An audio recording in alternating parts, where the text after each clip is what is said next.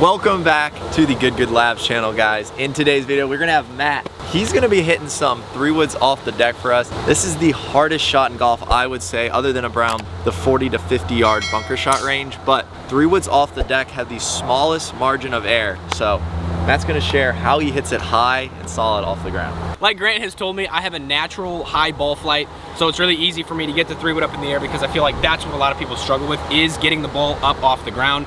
A lot of people will hit like a normal stinger or top it. I used to top it a lot because I was a lot weaker way back in the day. You know, my angle of attack was terrible. I'd top it every single time. Right. But now I have a natural high ball flight and it's a lot easier for me to get up in the air.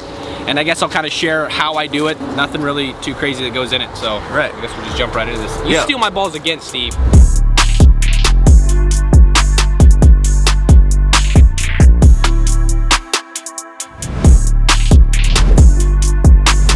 Like I was kind of telling Grant, the one thing I try and focus on when I'm hitting the things, either whether it be a driver or 3-wood off the deck, is I try to focus on hitting a fade. Yeah. Now that's gonna sound really weird, but for me, I have a little bit more of an open stance here, kind of set up like this, and then that way, when I come through impact, it's almost like it's a lot easier for me to get the ball up in the air. Right, right. And also his ball position is moved forward like when you're hitting a long iron. But the main thing when he's trying to hit that fade is what he's doing is he's covering the ball better, because when you're hitting a 3-wood off the deck, it is very, very hard to hit a draw, like a high draw. Yeah. Rory's one of the main guys that can really draw it, hit a high draw off the deck, but he's an extreme talent. For most of you guys out there, I would just focus on hitting fades when you're hitting shots off the deck. That's gonna be a lot easier. You can pinch the ball and make sure you hit a nice little squeeze fade out there.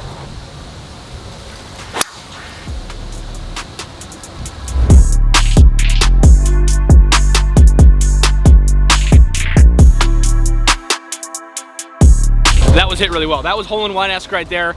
Really nice high ball flight. A little bit of a fade, wasn't a slice. That's like the perfect shot. This is actually the club he made the hole-in-one with, so he could probably sell this right now for a lot of money. A lot of money. Yeah. But yeah. You guys saw me, I was kind of open on the stance. I really came through at impact. It's almost like I was like trying to hit like a drive. Like I was trying to like lean back and get that angle up. That falls back to the idea that we're sweeping it. We're not taking a real steep divot with a 3-wood off the deck. We're just trying to hit slightly up on it and make sure that ball position is nice and forward. As I set up, I put the ball a little more forward here, kind of like I'm hitting a long iron.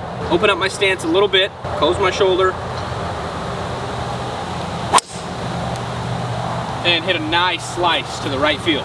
Still higher than most ball flights, somehow. Yeah. No, that is the most impressive thing that Matt does, is he hits it so high up in the air with a 3-wood off the deck like this. And that's something I personally struggle with. So if you're natural at hitting it high, you're one of the few, because it's hard to get those 3-woods up in the air. It does take a lot.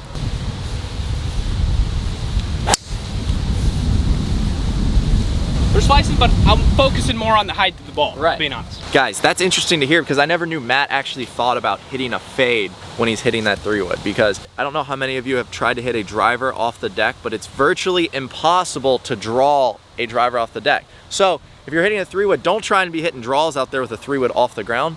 Play a nice little fade like Matt does, and that's gonna ensure that you hit it a little bit higher.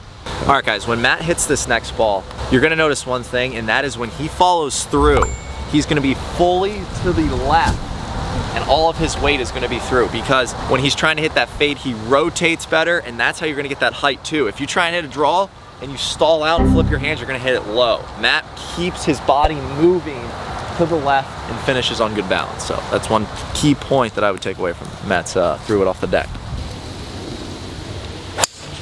Rotated fully to the left. I mean, you can't turn much further to the left. Matt's, it looks like he's about to break his back because he's so far to the left and around. He's not stopping his rotation and flipping his hands. He's letting his body keep on moving. For me, I really like to focus on playing this almost where my driver is played, and then focus on making a very level contact. And what I mean by that is I'm not hitting up or I'm not hitting down. It's just a very level contact through the ball. I'm not trying to help this ball in the air or anything. When we mention the sweeping motion, we don't want you guys out there trying to hit up on it, because you're gonna hit the upper half of the ball. We want the club to be leveling out perfect along the turf. I know that's hard to achieve, but we don't want you trying to hit up on it. That's not ideal.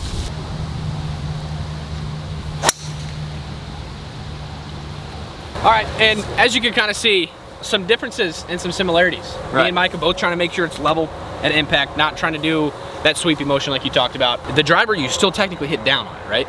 The driver, no, the driver, the 3-wood. The 3-wood. You're slightly hitting down on a 3-wood. Not a lot though. The driver is the only club in the bag that you're truly hitting up on because it is teed up. If you take a divot with your 3-wood, probably didn't hit it the best. So I think me and Mike could do a great job of making sure we're level at impact. Nothing too floppy, too flippy, and obviously my ball flight is just a tad bit higher than Micah's just because I'm trying to hit a fade and he's, just some differences. Right, and you do make hole-in-ones. I do make hole-in-ones with 3-wood. See, I put that 3-wood in the bag, I bought it off the rack, it doesn't fit me. I just looked at it, saw the price tag, said put it in the bag, and then I made a hole-in-one, and that's just kind of how it works. Yeah. All right.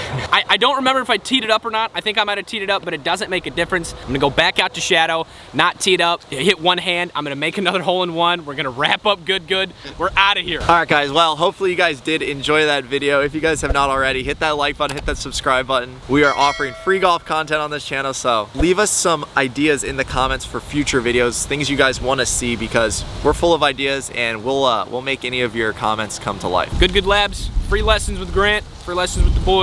Your golf game's gonna get right. Well, Peace. Yeah. Peace out, boys.